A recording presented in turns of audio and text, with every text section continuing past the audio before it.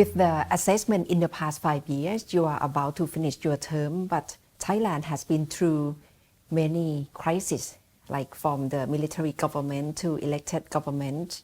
And right now we are facing pandemic COVID-19.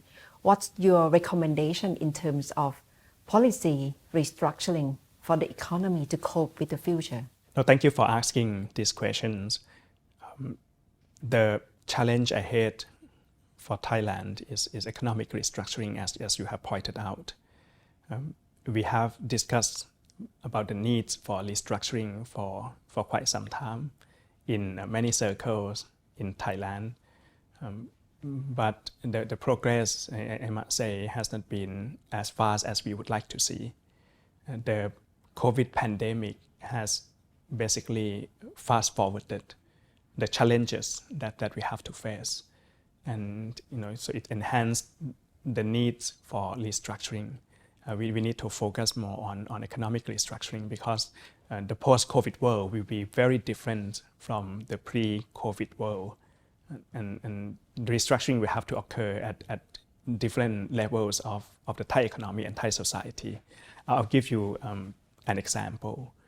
This is the first time in 2 decades that we see migration from cities back to rural areas.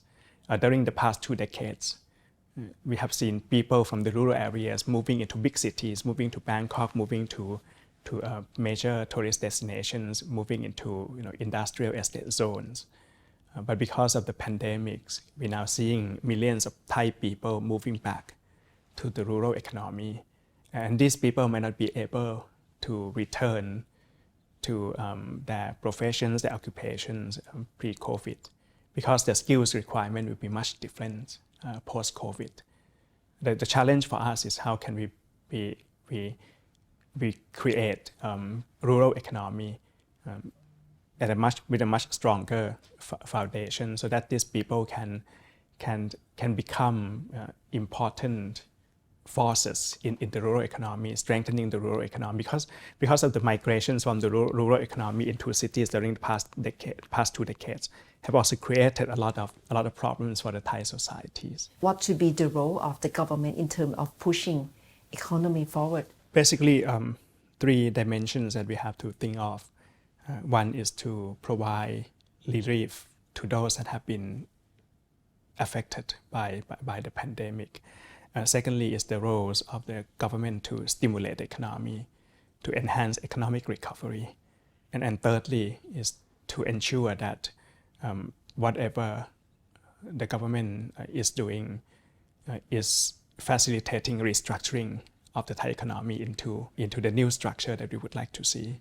The world is so complicated and is facing crisis, especially from COVID-19 on global economy. So what would be your recommendation to the next Bank of Thailand governor? The constraints for conducting policy have increased with COVID in at least 2 dimensions.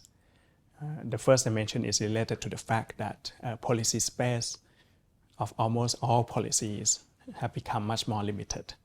Looking at the policy interest rates of the Bank of Thailand, during the pandemic, we had to lower our policy interest rate 3 times in a row, and it's now record low at 0.5%. So it's not much space for further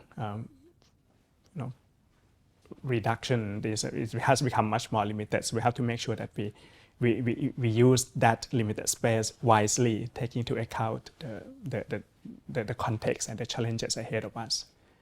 And the second constraint is related to the fact that the world will become much more uncertain, as you have rightly pointed out. Nobody knows how the COVID pandemic will come to an end and when it will come to an end, whether we will have a second wave or third wave or not. Even though we can manage to control the domestic pandemic quite well, but Thailand is a small open economy, and if the world will continue to face with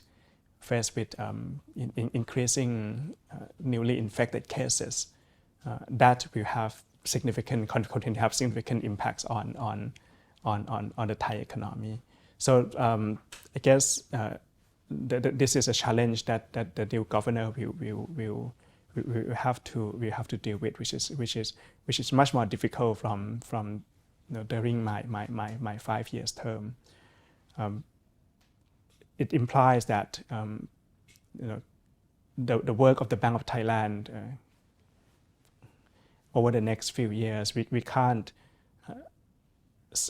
look at just only the policy tools or instruments within the mandate of the Bank of Thailand.